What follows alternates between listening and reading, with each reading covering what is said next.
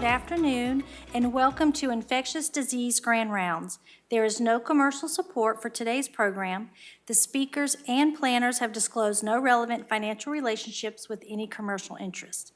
If you have a question for the presenter, please hold until the Q&A segment at the end of the talk, and if you're attending virtually and have a question, please enter it into the Q&A section. A link to the event survey will be shared at the end of the program. It is now my pleasure to introduce our guest speaker, Dr. Supriya Mannepalli. Dr. Mannepalli earned her medical degree from the Mannepalli University Catspur Medical College in Mangalore, India. She completed her residency in internal medicine at the University of Tennessee College of Medicine at Chattanooga and a fellowship in infectious diseases at the University of Florida College of Medicine in Jacksonville. She is board certified in infectious disease. Her areas of special interest include infectious diseases, infection prevention and control, and antimicrobial stewardship. Join me in welcoming Dr. Mannepalli. Thank you for attending the ID Grand Rounds today. And well, there's several infectious diseases updates. For the talk today, I'll be focusing on the highly pathogenic avian influenza, A, H5N1, and tuberculosis. First, we'll get started with the avian influenza, and then towards the end, conclude with tuberculosis. Have no disclosures other than I'm not a virologist, I'm a bedside ID physician, and this is just information I continue to learn, and I would love to share with all of you. So first, as I was researching about the avian influenza, this really caught my attention. This is a book published almost 20 years ago, The Monster at Our Door. And basically the author, it's a nonfiction investigation into the looming avian flu pandemic at that time. We're talking 20 years ago almost. And basically, some of the things really hold true even now. If you look at the initial cases in the humans, they had really high mortality. So the WHO warned that this is on the verge of mutating into a super contagious form that could travel at pandemic velocity, which means if any pathogen can have sustained efficient spread, then that means it can spread very easily across continents. And at that time, they alerted that it has the potential to kill up to 100 million people within 2 years.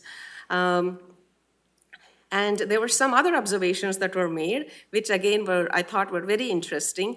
With drug companies unwilling to invest in essential vaccines, severe shortages persist, and a scenario the author compared to the sinking Titanic. There are virtually no life-saving resources available to the poor and precious few for the rich too. We saw that with COVID-19, and again, time will tell where things will go with avian flu, but even after 20 years, a lot of these observations still remain true. And the first human case was confirmed in a 3-year-old boy in Hong Kong who developed influenza-like symptoms. This was in May of 1997, and he was hospitalized and soon after died. He had contact with sick poultry, and that was identified as the source. Initially, they could not subtype it beyond just calling it influenza A, but CDC, along with scientists from some other countries, UK, Netherlands, independently identified that as the H5N1 strain. And during this outbreak, there were almost 18 confirmed cases, 6 of whom died. They all had contact with sick chickens, and there was no involvement of any intermediate host. And the way the outbreak was halted was they slaughtered up to 1.5 million chickens by the end of December 1997. And then things were calm for a few years after that.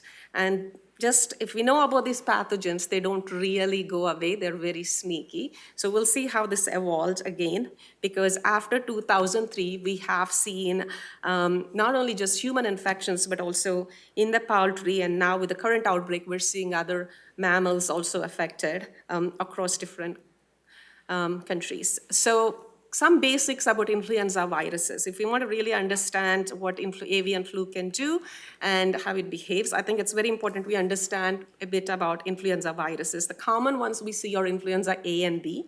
They belong to the family Orthomyxoviridae, and it's a negative stranded RNA virus. And as we all know, the influenza A virus has two surface proteins, the hemagglutinin and neuraminidase. And usually the nomenclature, they have a standard way they are named. The species from which they are isolated first, if it's a non-human, and then the place where it was isolated first, the isolate number, isolate year, and for influenza A viruses, also the subtype of the hemagglutinin and neuraminidase. So an example here would be influenza A, Panama, where it was first isolated, and then 2007, that is just the isolate number, year 1999, and then H3N2, depending on the subtype of the hemagglutinin and neuraminidase.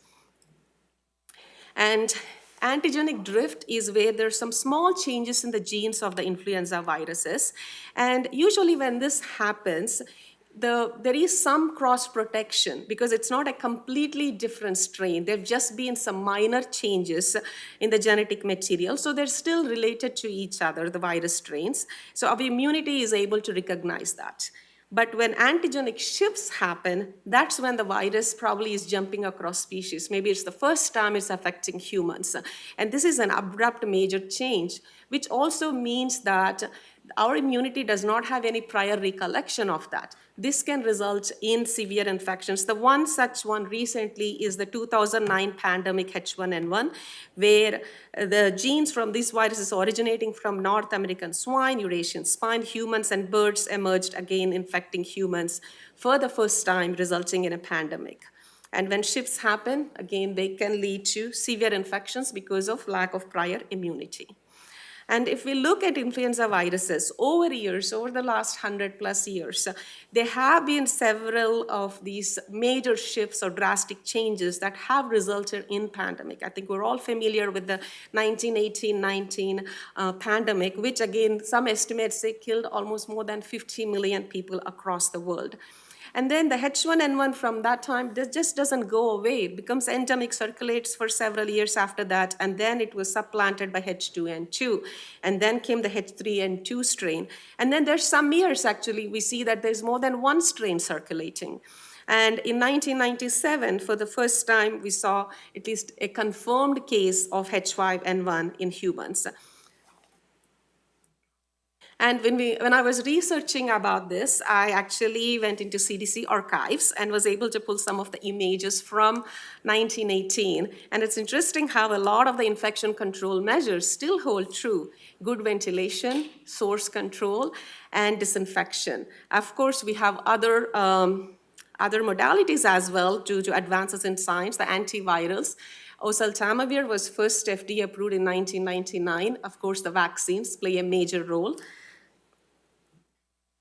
And H5N1 2009 pandemic, just a few, I want to just at least mention this because this was the one major influenza pandemic that we all witnessed in the recent years. And this virus emerged first in spring of 2009. It was first detected in US, but then spread across the world pretty quickly. And there were almost 60.8 million cases per CDC and 12,469 estimated deaths due to this virus just in US alone. But across the, if you look at this H5N1 virus, I think one of the big major advancements that really helped decrease the mortality was availability of the vaccine by November of that year, along with, of course, we were using antivirals. But really, the vaccine was available by November of 2009.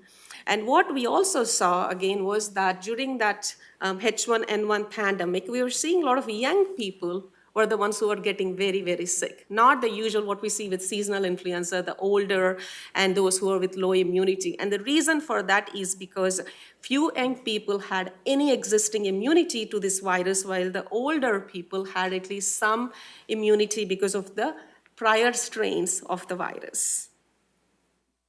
And the mortality, if you see here, compared to 1918, where 1 to 3% of the world population died, it was much lower in 2009.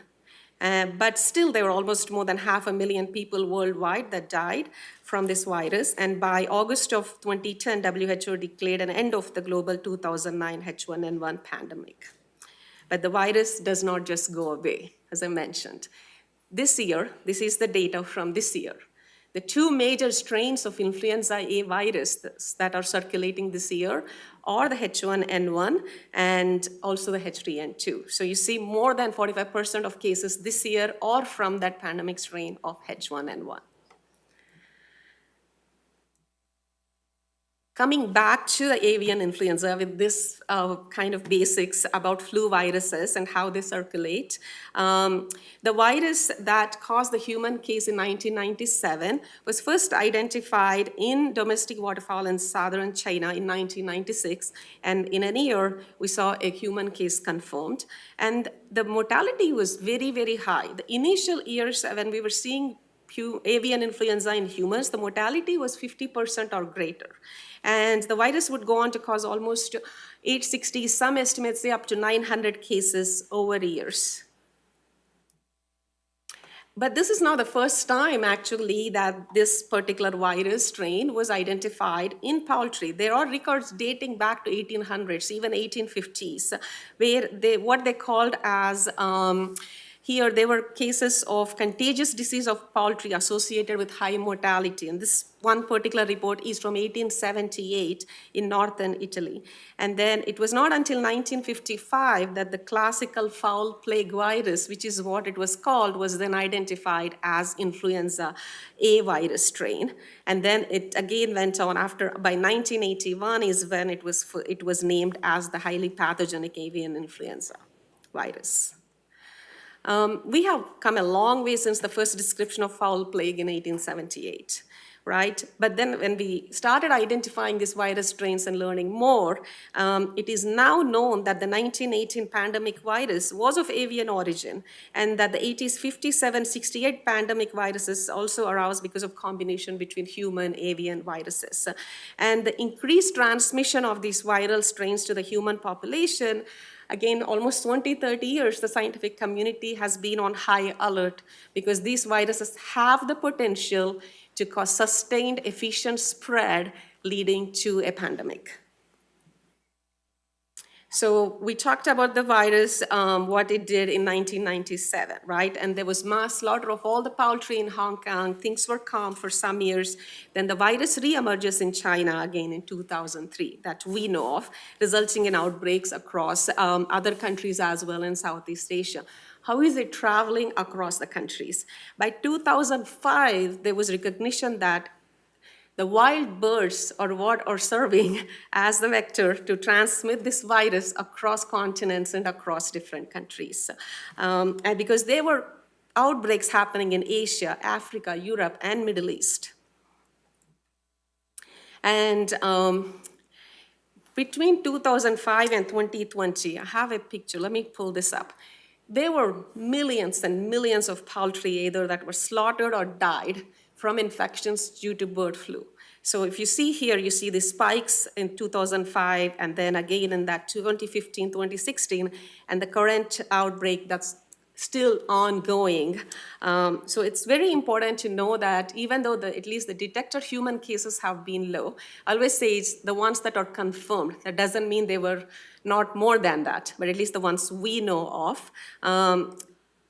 This virus has continued to spread and evolve in animals during all these years. And also, when I was researching, I found it interesting that it also follows a seasonal pattern. Usually, even among the birds, the lowest is in September, where we see the cases, and then rise in October and peaks in Feb, which is what we see with seasonal influenza viruses as well. So panzootic was a new term for me. It is very similar to pandemic, but in animals.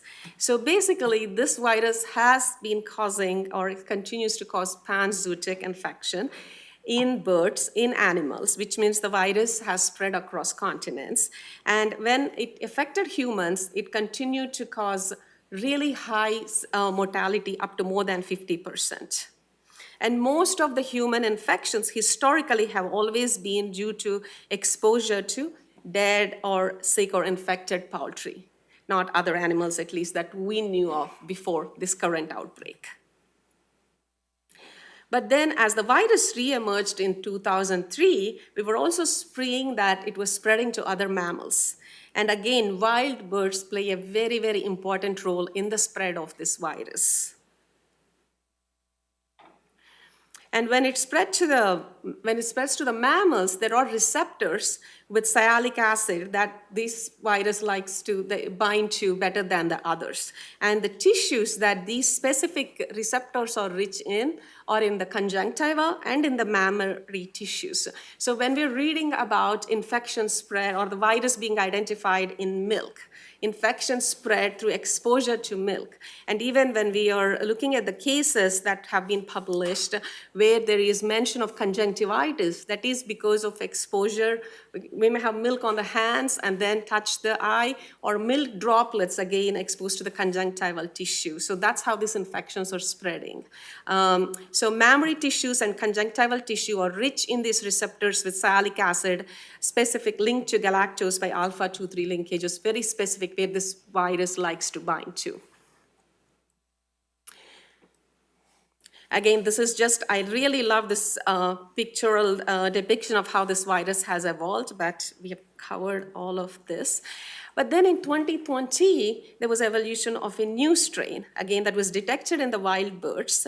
And then by 2021, we were seeing that in US and Canada in wild bird species across 50 states. And by Feb 2022, this specific strain was causing outbreaks in poultry flocks in the US, causing serious illness and death. And there have been sporadic infections in various animals, bears, bobcats, you see the whole list here. And the first reported case of bird flu in humans in the US was reported in April of 2022. In Colorado. And in March of 2024 is when at least a confirmed outbreak of bird flu in cattle, dairy cows was reported. And by April, there was an infection identified in a human that spread from cattle to the human. So it really is not taking a long time for us to see those who have this high-risk exposures getting infected. And it was detected in a pig in October of 2024. There is also, over the time, there is a new strain that has also been identified called the D1.1 version that has been seen in some cases. This is the strain that caused the death in the patient in Louisiana that caused severe illness. This strain has also been identified in a case in Canada, British Columbia, that resulted in very severe infection. And historically, this strain, while it was identified in other cases, they were all related to exposure to poultry. But now this has also been identified in cattle. And this is an article from just last week, but this was study done in September of 2024. Those of us in ID, infection control, we always look at data with, what we know is what we know, but there's a lot more that maybe we don't know. Maybe there is, maybe the numbers we're estimating, 68 confirmed human cases, may be very low. Maybe the virus is already spreading among humans much more than we know. Same thing when it comes to animals. And this case, this particular study, this was published in MMWR last week, just confirms that suspicion. Because of 150 bovine veterinary practitioners, 3 had evidence of recent infection based on serology.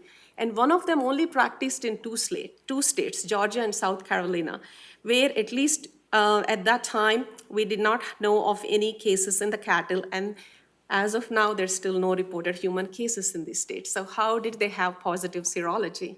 Did they have an asymptomatic infection? Did they have a mild infection and recover? So I think the human infection numbers were really underestimating. So again, the CDC has called for increased surveillance. And also these findings suggest that there might be, again, virus-infected dairy cattle in states where maybe we have not yet identified infections in the cattle.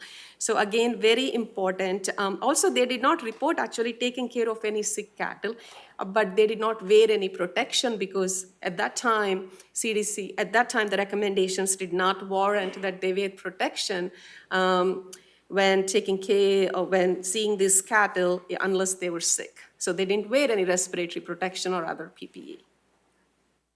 Again, this really is important because I think the number of human cases that we know of may be very small number. There may be more that we do not know of yet. So again, stressing the importance of taking the needed precautions when caring for the animals. And again, this virus is present in very high concentration in the milk, and if we, the questions that have come up or the machines that are used how are they cleaned? How are they disinfected when on the milk? Again, is it, are we drinking pasteurized milk only? So the very, very good points, but at the same time, I think we're learning something new almost every day here with this particular virus. But the infection risk through respiratory, ocular, GI exposures is something very important for us all to keep in mind. And this is the human cases since 1997. I think the story still is not complete when it comes to the current outbreak. So we need to continue to monitor very, very closely. And prior to this current outbreak, between 2003 to 2007, there were 291 cases in humans, and the mortality was 59%. 172 deaths occurred across 12 countries.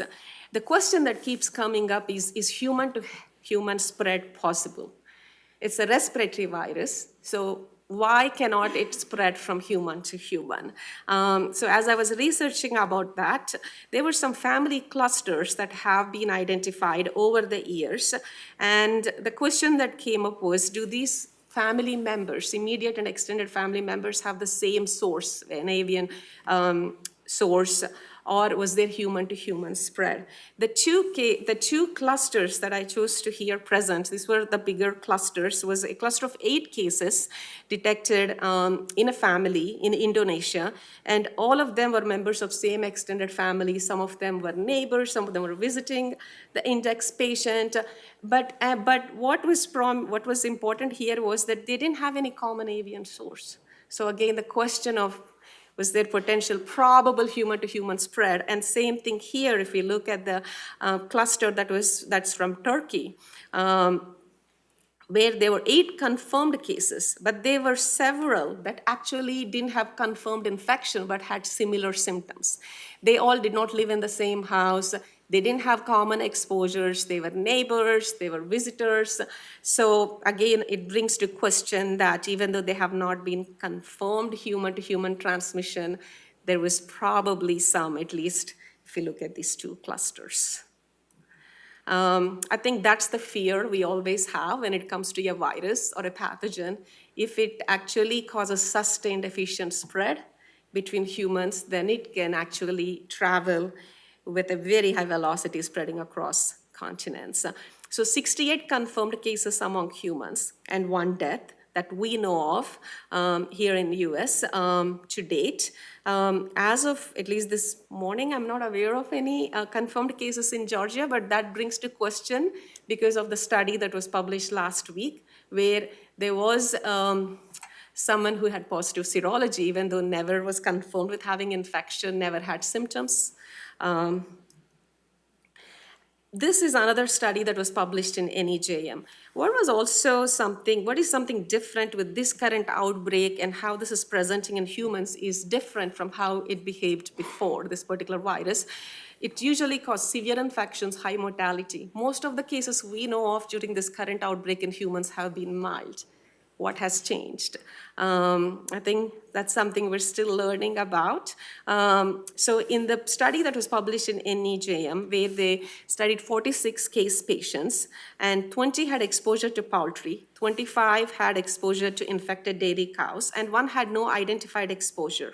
And a total of 93% of them had conjunctivitis. So this is really something to remember, because while these patients can present like any other flu patient, but if you're seeing that the patient also has conjunctivitis, then think of avian influenza as a possibility.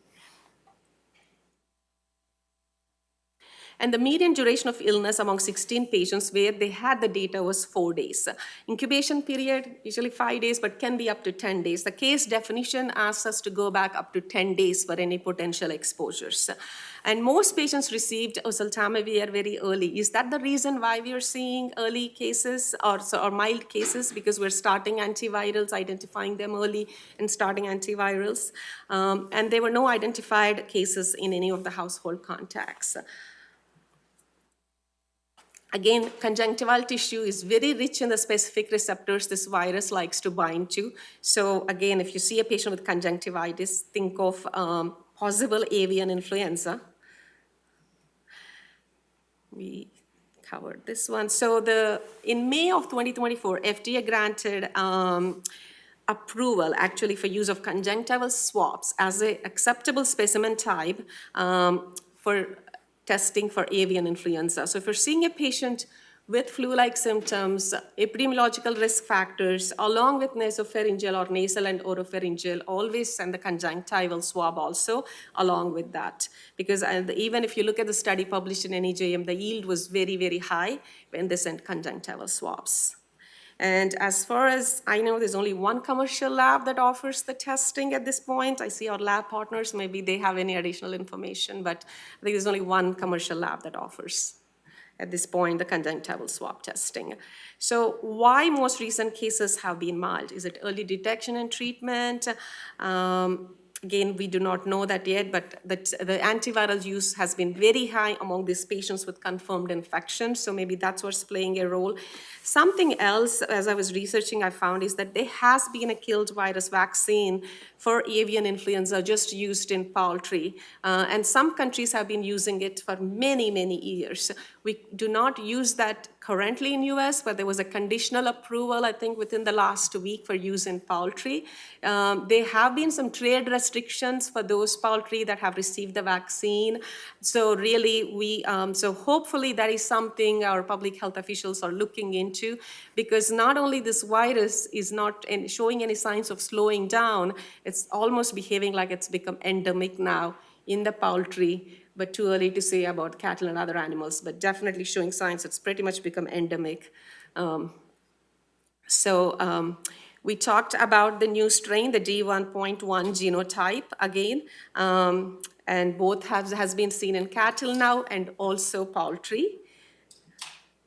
So no human-to-human transmission has been confirmed during the current outbreak. So, but again, always have to be on high alert for that. So we talked about the spread through the mammary tissues, the saliva, mucus, milk, feces, ocular. So again, a lot of my resources came from CDC. I love these pictures.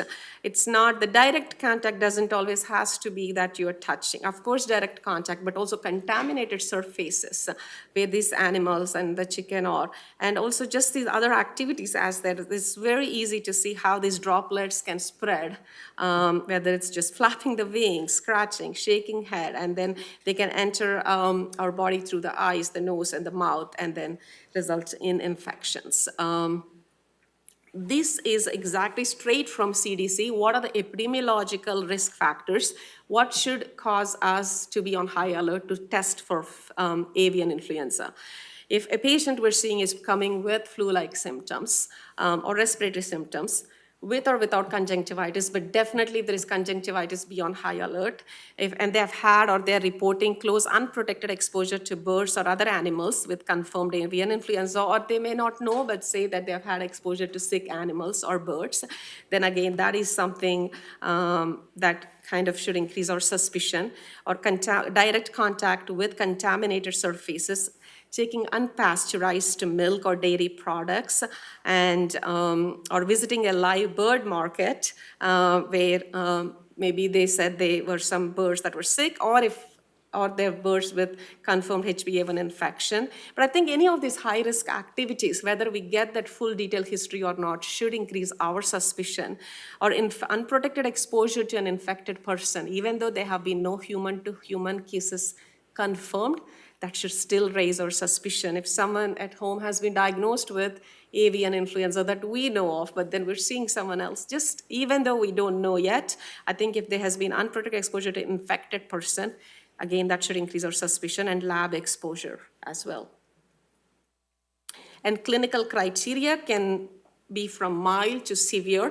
Patients can just present with flu-like symptoms with or without conjunctivitis, or they can present more with the pneumonia, respiratory symptoms, altered mental status, seizures, or again, present with multi-organ failure, meningoencephalitis. And testing of asymptomatic persons for the highly pathogenic avian influenza A is not routinely recommended, but that will be considered especially in the setting of outbreak investigation. CDC recently recommended offering influenza antiviral oseltamivir as post-exposure prophylaxis or treatment for the avian flu before even you get the results. But for high-risk exposure, prophylaxis should be offered, and they should be tested even if they don't have symptoms. And then if they develop symptoms, we need to repeat the testing. And if you have a high suspicion, do not wait for the test results. Go ahead and start treating them. This one we already covered. Just to make one point, for those with ongoing outbreak, 5 days of post-exposure prophylaxis may not be enough. They may need to be given post-exposure prophylaxis for longer duration. So again, monitor them for 10 days if anyone has had unprotected exposure. So even though on average incubation period could be 5 days, can be longer at 10 days. So again, monitor them closely. And if they develop symptoms, even if they have been offered prophylaxis, even if they've had a prior testing that was negative following the exposure, retest them. I think it's very important that we learn if the virus is becoming resistant to antivirals. So it's very, very important that repeat testing be done, even if initial testing was negative in someone who had exposure and develops new symptoms. And the infection control precautions are standard contact, droplet, and airborne, and which means gown, gloves, fit-tested N95, and eye protection. And these patients should be placed in negative pressure rooms if they're in the ED or in inpatient. Outpatients can isolate at home and should wear masks around others. And those who have had an exposure also, it's good practice recommended that they're wearing masks around others during that 10-day period. And duration of isolation, there was a document from CDC. For some reason, it disappeared overnight. I couldn't pull that. Normally for seasonal influenza, we isolate for minimum of 7 days or until symptoms resolve for 24 hours, whichever is longer. At this point, that's what we are taking as a reference, but it's subject to change as we get further guidance from CDC. So at least for 24 hours after symptom resolved or 7 days, whichever is longer. And we already talked about the specimen testing. While our lab currently tests only using nasopharyngeal swab, if there is a suspicion, currently we built a test in EPIC where you have to answer the question. This is for inpatients and ED. If the patient has had any risk factors of exposure. If the answer is yes, that prompts an alert to the lab that if influenza A is positive, they're going to send to the reference lab for further testing. If your patient has conjunctivitis and you want to add any additional testing, because the test that our lab offers, the Cepheid test, only we have validated for nasopharyngeal swab. So if you want to add any additional specimens, please call lab and talk to them. And if the patient has severe disease and we want to send any BALs, endotracheal aspirates, or any other site specimens, again, please talk to our lab so they can guide you guys. This is something I already mentioned. This is straight out of the study that was published in NEJM. Conjunctival swabs had very good yield. I think those who had exposure to poultry, 14 out of 16 they sent were positive, and 22 out of 25 those who had exposure to dairy cows. So just something to keep in mind. While routinely we do nasopharyngeal, there's also an option for combined nasal and oropharyngeal. Our lab does not offer that, but again, if you're going to send off further any other specimens other than nasopharyngeal, talk to our lab. And subtyping. CDC recently called for increased surveillance and subtyping. Just knowing someone has influenza A virus does not give us all the needed information. So if the patient has any high-risk exposures, whether inpatient, outpatient, it's recommended that along with treating or initiating treatment right away, asking them to isolate, we send off for subtyping.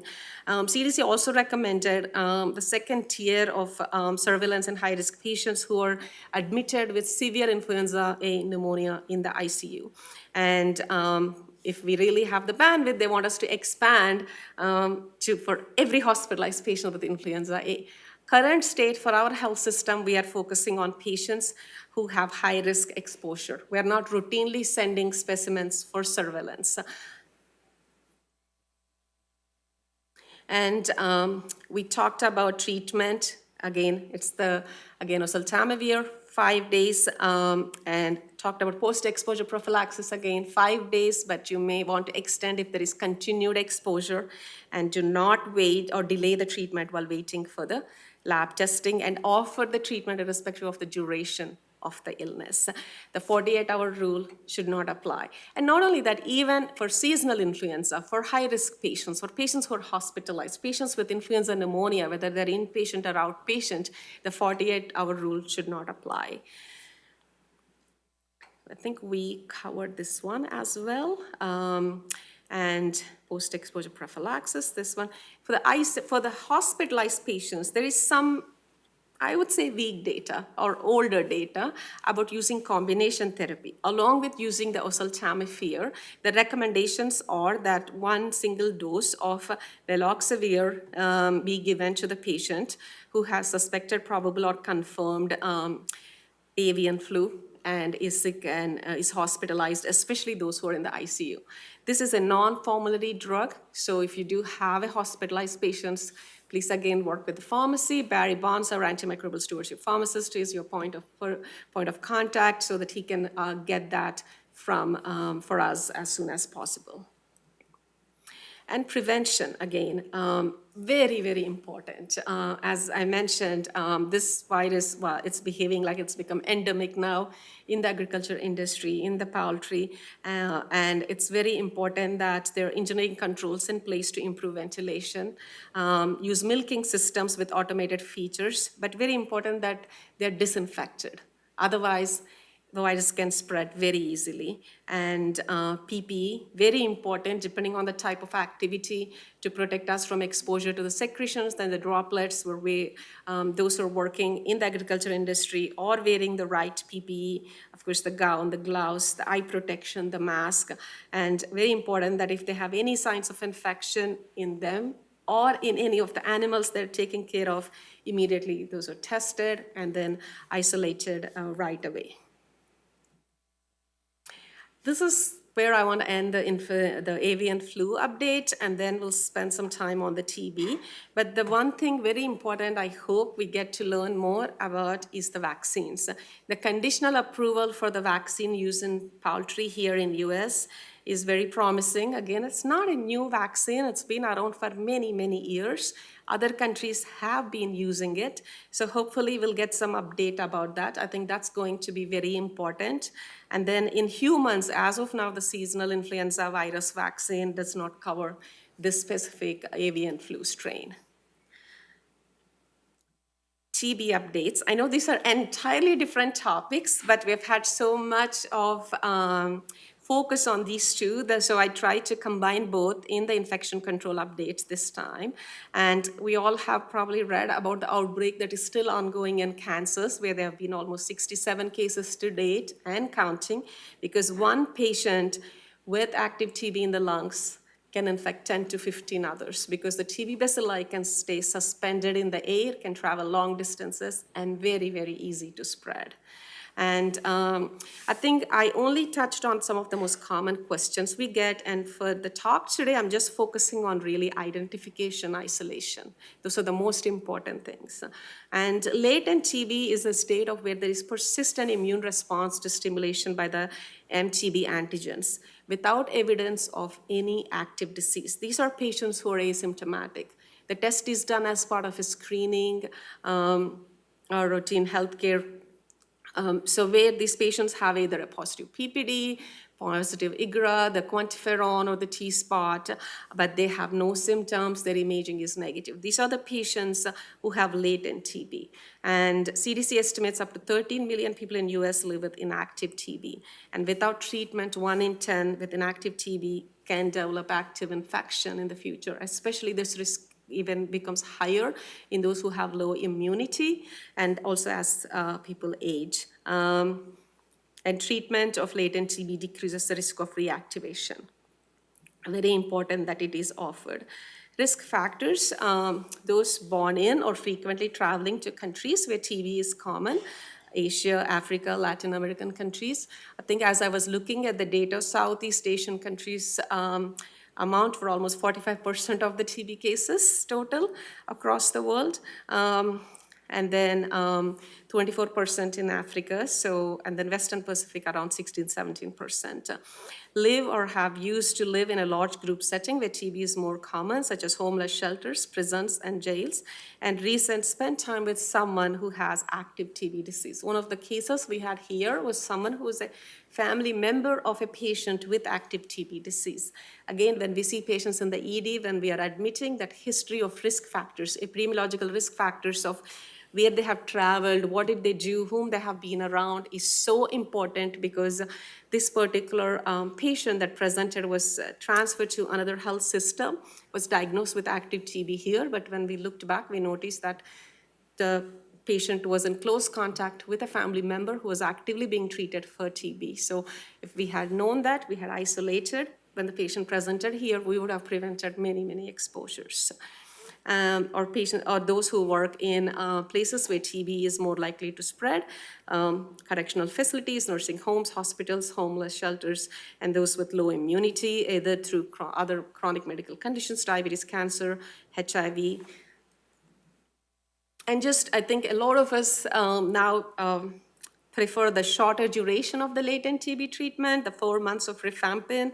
I know we all used to do the 6 to 9 months of isoniazid, but I think really the duration is only 4 months of rifampin. So if you're seeing a patient who has latent TB, you have screened and ruled out active TB, please do offer treatment for the latent TB, because that decreases the risk of reactivation.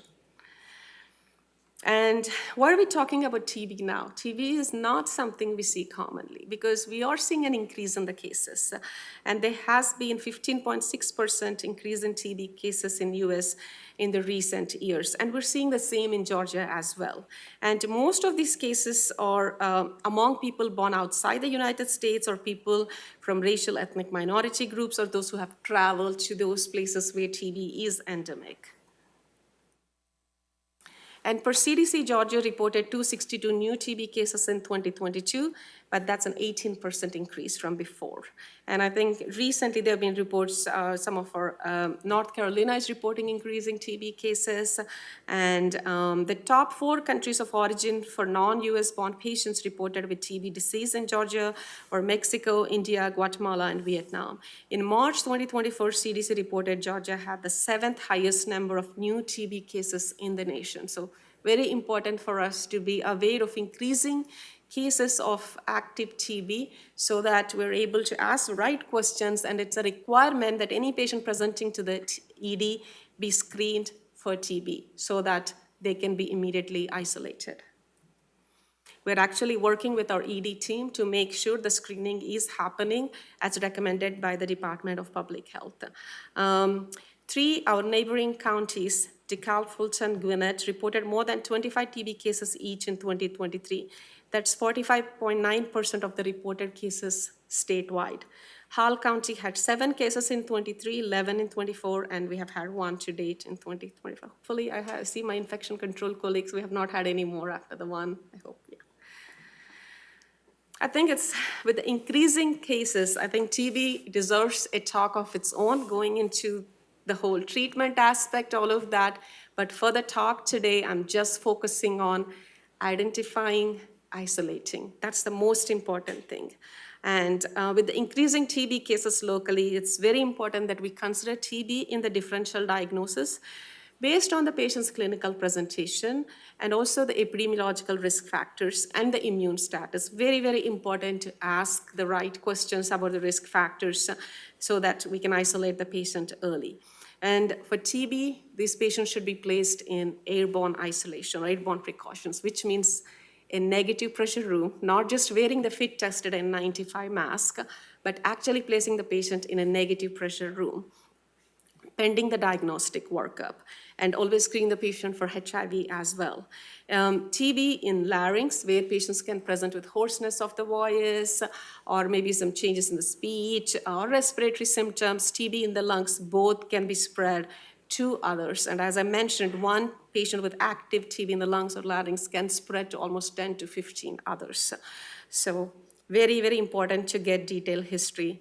so that you identify the patients early and place them in isolation.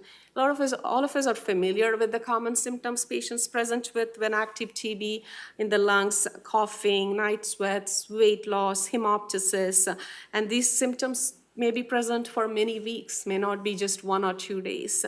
And laryngeal TB, hoarseness, pain on speaking or swallowing, hemoptysis, respiratory obstruction, coughing may reflect lung disease or involvement of the superior laryngeal nerve.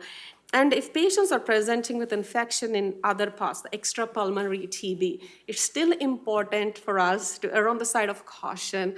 And until we rule out infection involving the lungs, good to place them in isolation. And once we have done the workup and ruled out that TB is not involving the lungs, if TB is involving just the CNS, spine, or the lymph node, then we can stop the isolation. And it's important to remember that patients with low immunity sometimes can have very atypical presentation. The right upper lobe cavitary lesion that we all know is very typical of TB is not how they may present if they don't have the immunity to respond to the TB bacilli.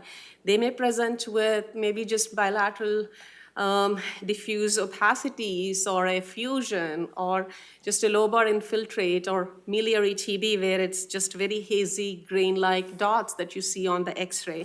But having that high degree of suspicion is very important to make sure these patients, that we think of TB and isolate them appropriately. Talked about the isolation and always order AFB stains and culture ×3, and all of these currently in our system are send out labs, but the MTB PCR is done in-house. So very, very important that when you're ordering AFB ×3 and MTB PCR ×2. The PCR should be done from the same specimen you're doing the stain and the culture from, and pending the workup, continue the patient in isolation. If you have a high clinical suspicion, you may choose to start the treatment, but the most important thing is isolate, do the testing, and early morning sputum is always the best specimen that you can get, but if that's not feasible, possible, at least try to get 3 sputums, 3 consecutive days, or sometimes at least 8 hours apart, but ideally early morning sputum increases the yield significantly. When it comes to BAL specimens or sputum is still the better preferred specimen because that will have a representation of more lobes, more parts of the lung than a BAL where you probably are getting a specimen from just one part of the lung where they went in with the bronch. And a negative PPD, negative IGRA, or negative quantiferon on TB spot does not rule out active TB. That's something very important to remember. And we have had 2 cases recently where we had negative PCR. Even though PCR is very, very sensitive, we had negative PCR, but eventually the sputum grew TB bacilli. So again, high clinical suspicion is very important, so these patients are isolated appropriately. There's so many other infection prevention updates. I just listed all the things, and the time today is not enough to cover any of these, but just something to keep in mind. There is an active measles outbreak going on in Texas. The cases continue to increase. We have had a recent measles case here locally as well, so just something to keep in mind. And of course, pertussis, we've seen increasing cases of pertussis, parainfluenza, metapneumovirus, RSV. COVID-19 is almost endemic now. It's here to stay. We've seen some cases of norovirus. So, and maybe this will be another infection control update talk, but I will end here for today. Thank you. Any questions? Thank you, Dr. Mannepalli. If you have a question in the audience, please raise your hand. I'll bring you the microphone. However, we do have one online. So I will remind you, if you're viewing online and have a question, please enter it into the Q&A section. So our first question, where can we get updated information on TB and flu since there has been a pause on CDC? FDA communication? So CDC recently published their MMWR again last week, so I think the communications have started, but also our Department of Public Health locally is a great resource for us, and we continue to get alerts from our Georgia Department of Public Health and our local DPH here as well. That's all. Shameless plug for our medical librarians here at NGHS, Shannon.Glover at NGHS.com. if you have any questions about TB or flu. Any Thank you, questions? Shannon. Sorry. Thank you, Dr. Mannepalli. I was wondering if we have an outpatient and we're concerned about pulmonary TB, do we have to admit them, or does this county have like a home rule-out protocol? Depends on the home situation. If they are reliable, they can isolate at home. That's different versus if they have other, especially children at home who probably are already exposed, but at the same time, really depends on case-by-case situation. But we have had situations where to really do have a reliable follow-up, diagnosis, all of that, we had to admit them. But that shouldn't be the reflex for every patient. As long as they can wear a mask, they can stay at home, isolate, pending the workup, we can work closely with public health, we don't need to admit them. Thank you. So is there somebody that we can contact while the patient's in clinic? I think always infection control, any was an ID, or always a good resource for you to run by. And then, of course, Department of Public Health colleagues also, they've been very helpful as well. Yeah. Thank you, Dr. Mannepalli. What does the ED screening for TB look like? Is there a specific protocol or specific questions they ask? There's specific standard questions regarding the patient's symptoms, patient's risk factors. They're already built in EPIC. What's happening is that it's not getting done. I don't think it's a hard stop. So the ED leadership is working with IT to see how that can be made into a hard stop. Same thing goes for travel question. If we try to customize what EPIC is offering, what we have been advised by IT is that it'll be very hard to keep up as new infections keep evolving. So we have always stayed with what EPIC offers us. But I think we have opportunities because it's not a hard stop unless somebody chooses to do it, it's not getting done. Thank you, Dr. Mannepalli, for that wonderful talk. I enjoyed both parts. Really appreciate, as always, your updates. Couple of things. First thing is the QuantiFERON Gold and the PPD test. As consulting ID physicians, we get consulted on these TB rollout, and we often see that folks order QuantiFERON Gold as part of the quote-unquote TB rollout. Of course, as you said, a negative QuantiFERON Gold or PPD does not necessarily rule out TB, and a positive test does not give you any kind of confirmation that it is an active TB either, because we have come across many patients who have latent TB, but then end up having, all these workup, but it ends up being just latent TB, and sometimes may lead to unnecessary further workup. The second thing is, in your opinion, why do you think we're seeing much more active TB compared to, the past couple of years? Like for me, I think I saw 3 active cases in the past 6 months. That's more than what I've seen, I would say, in the past couple of years. So just wanted to pick your brain as to if you had any hypotheses as to why we're seeing more active cases. I think this world has become a smaller place. There's just a lot of travel, because if you look at the patients, almost half of them had traveled to a TB endemic area. And I think the opportunity we have is offering the latent TB treatment when that's when they're diagnosed as having latent TB. Because at least the cases that we have had, either there's been a travel outside the country or there has been other risk factors, whether it's some sort of immunocompromising condition, HIV, or again, a close contact with a family member if they have not traveled. I don't have any specific answer other than that.